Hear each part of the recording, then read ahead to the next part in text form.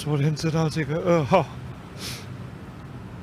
实在是非常令人痛心。所以今天早晨，我跟我内人就一定要到高雄来，跟许议长来致以最崇高的敬意。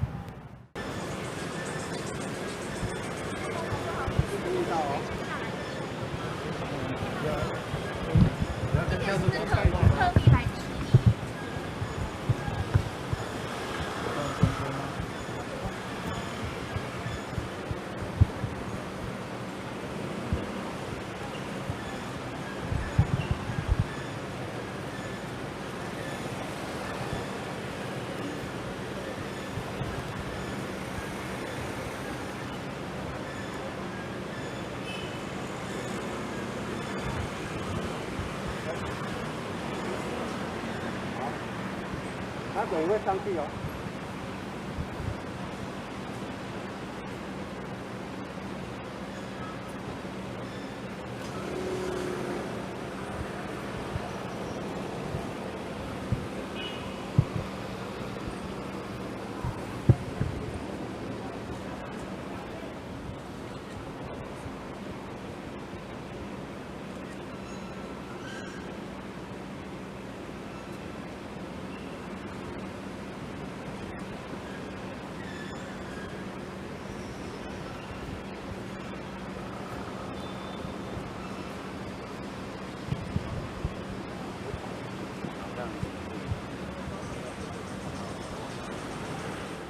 许议长只有62岁的壮年，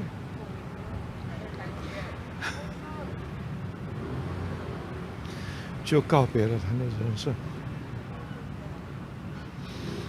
我在民国79年6月18号到高雄，经过中央提名，议会行使同意权，在那一天就任高雄市市长。任期长达8年半，其中最后4年多是经过直接民选的市长。这中间，许昆源议长在议会也好，在选举的时候也好，都非常关心，非常支持，而且在议会，凡是有利于市民跟建设的，都非常踊跃，用最大的努力来支持，让我施政能够顺利通过。昨天知道这个噩耗，实在是非常令人痛心。所以今天早晨，我跟我内人就一定要到高雄来，跟许议长来致以最崇高的敬意。我就讲到这里就。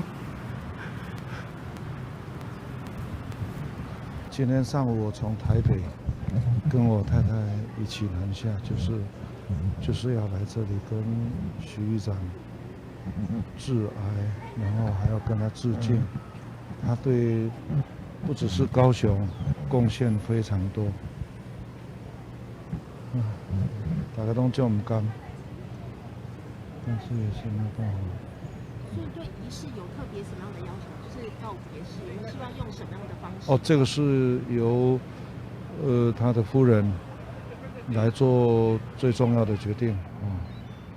当然，这样一个对国家社会，特别是对高雄民众的服务、市政的推动，有这么多贡献的许昆源议长，应该